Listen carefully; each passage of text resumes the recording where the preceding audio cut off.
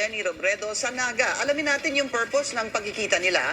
Makakausap po natin ngayon sa linya ng telepono si Attorney Barry Gutierrez, ang dating spokesperson ni Robredo. Magandang gabi po, Attorney Gutierrez.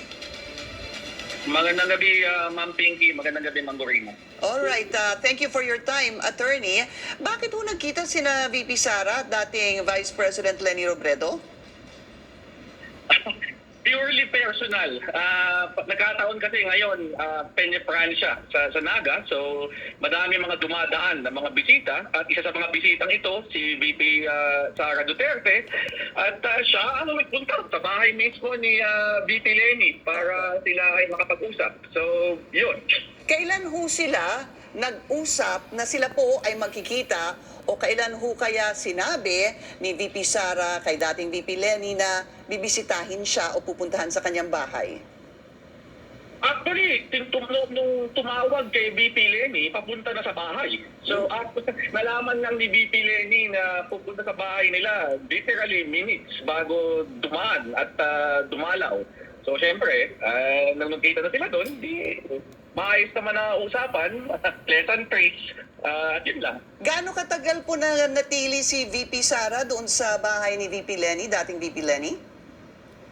Sa aking pagkakaalam, slightly under an hour sila nag-usap pagkatapos na dumalaw ni VP Sara doon sa bahay ni VP Leni. Attorney Barry, when was the last time they saw each other? Prior to this one? Naku! I think prior pa to 2016, the 2016 elections. I don't recall a single time during the entire term ni VP Leni from 2016 to 2022 na personal silang nagkita. Maski nung transition, hindi nagpunta si VP Sara mismo, kaya ang nakausap lang namin ay yung kanyang team. So I think this will be the first time since 2016, 2015. Opo. So, kakaiba ho ito. Would you say na kakaiba itong Binigyan mo pagkikita lang ng nila? meaning kasi. Well, hindi naman katakataka in the context na nandun siya during yung time ng Peña Francia. Kasi Kaya nga, naman fiesta na sa Bicol eh. dumadaalaw ng mga bisita sa panahon yan, usually, nagpapaabot kay VP Leni na kung pwedeng dumalaw. At siya naman, lagi namang gano'n. So, madaming mga nasa politika, madaming mga miyembro ng gobyerno na kapag nasa Naga sila sa panahon na yan, ay talagang nakikipagkita sa kanya. So, ako, tingin ko yun yung context no, na dapat nating tingnan itong nangyaring ito. Pero hindi ho sila kasi, hindi naman sila magkapartido. So, you wouldn't even say it's unusual. I guess, siguro yung, hindi ba it's a surprise para po sa inyo, Attorney Barry? Well, definitely para sa akin, surprise na si VP Sara ang nag-initiate ng pakikipagkita. Although tinitingnan ko na lang na in the context nga ng nangyayari naman yan, dito nga sa konteksto nung festival, na may mga iba't ibang mga tao galing sa iba't ibang panig na nagpupunta doon, and many of them nagdumadalaw naman kay VP Leni. So ako, Pero yun nga po yun Attorney Barry. Yung biglaan, siguro yun talaga yun. Sorry to belabor the point, but nagpunta ho ba si VP Sara dyan during the previous Peña Francia? Hindi ko alam. Kung last year she was there, hindi ko masasagot. So we don't know that. You don't know that. And ang alam po natin is in the past years, if VP Sara ay pumunta po sa Naga sa Peña Francia, ay hindi po siya bumisita kay dating VP Leni Robredo. Ano po? Hindi siguro siya nagpunta last year dyan. May nabalitaan na nagkita sila since 2015, 2016. Tama. Oh, 16 So, lang. Ano po kanilang, siguro ito, did the former Vice President tell you, ano po yung naging text ho ba o tumawag ho ba si VP Sara kay dating VP Leni? Ang pagkakaintindi ko, ang kumontak sa kanya, isang mutual acquaintance nila. At nagsabi nga na dadaan sana si VP Sara sa kanya, and they were already on the way. So, yun. Are you at liberty to tell us who the mutual friend is?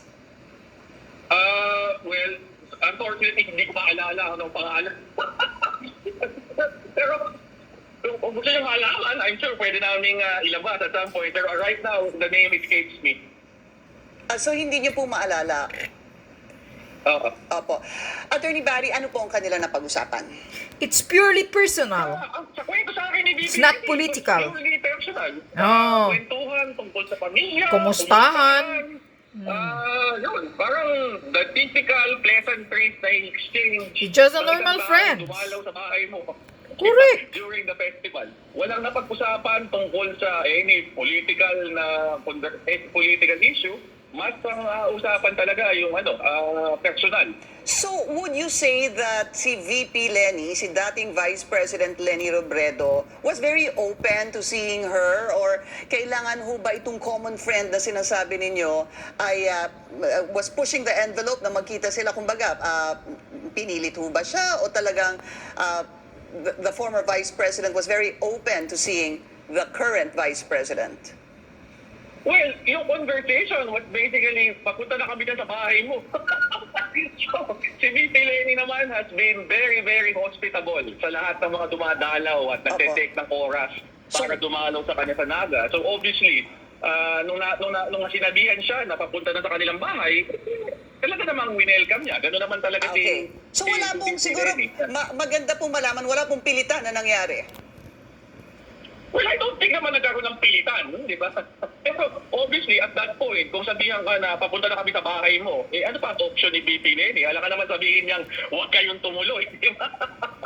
So, nung nalaman niya na papunta na sa kanyang bahay, di naganda na siya para i-welcome na. At nagkaroon naman sila ng maayos na usapan pagkatapos nun. Frankly, sir, nagdalawang isip ho ba si dating Vice President? Well, I wouldn't know. Di ba? I'm sure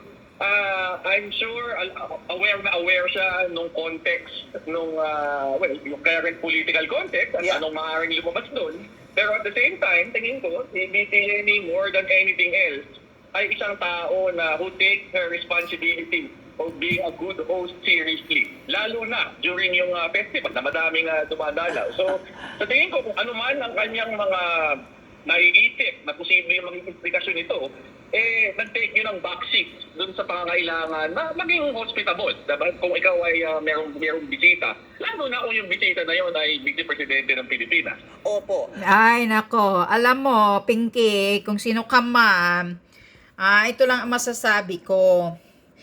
Si Vice President Sara Duterte is invited dyan sa Bicol, sa Naga, sa festival na yan. At saka, dito mo makikita, ma-figure out na ang ugali ni Sara Duterte, hindi siya yung tao na nagagalit sa tao na hindi naman niya kaaway. I mean, hindi naman niya personal na may alitan sila ni Robredo. Oh. Kaya, ano bang masama? Huwag nyo nang bigyan kasi ng meaning. Huwag nyo nang parang usyusira na masyado ka, Pinky, Parang inuusyisa mo. Parang bang marites? Matatawag kitang marites. Parang nagmamarites ka talaga dito sa spokesperson ni Robredo. Na parang tinatanong mo talaga details by details. For what? Para kay Sara hindi naman siya nakipag-usap about politika. Para kay Sara, it's just like a normal friends. What's wrong with that? Kasi andyan naman siya, invited siya sa Bicol sa festival na yan, so wala naman sigurong masama kung dadaan siya, bibisita siya for a while kay Robredo, kasi taga-andyan naman si Robredo. Oh, anong masama dyan? Bakit ba talagang bigyan nyo ng pag-uusisera, gawin pang marites ang pagbisita ni Sara Duterte kay Robredo Hindi naman sila magkalaban, hindi sabihing magkalaban sa politika, hindi rin. Hindi rin naman sila magkalaban personal, wala naman silang alitan. So diyan mo makikita na ang ugali ni Sara Duterte is open. Hindi siya nagagalit sa sino mang tao na walang koneksyon sa mga halimbawa yung problema niya na walang ginagawa sa kanya. Open siya sa lahat kung sino man yung gusto niyang kausapin. Wala siyang wala naman siyang galit kay Robredo Ano naman galit niya kay Robredo? Wala naman.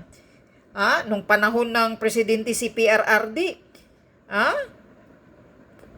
hindi naman si PRRD talaga galit kay Robredo, kundi na ano lang doon sa issue na nagsusumbong sa United Nations si Robredo kung ano-ano about sa war on drugs. Yun lang naman, pero wala namang galit ni Sara Duterte kay Robredo. Kaya wag nyo nang bigyan ng bigyan pa ng masamang meaning. Ang tingin tuloy dyan, parang nagiging nagmarites ka na. Tanong ng tanong, details by details. Ano ba talagang gusto mong malaman? Na talagang gusto mong malaman na magsasabi itong spokesperson ni Robredo na, hindi, tinataboy ni Robredo si Sara. Yan ba ang gusto mong malaman? Para palalabasin nyo na naman sa news, ganito, ganyan, maggagawa na naman kayo ng kung ano-anong twisting story. Ang pangit pakinggan yung parang nagtatanong ng details by details.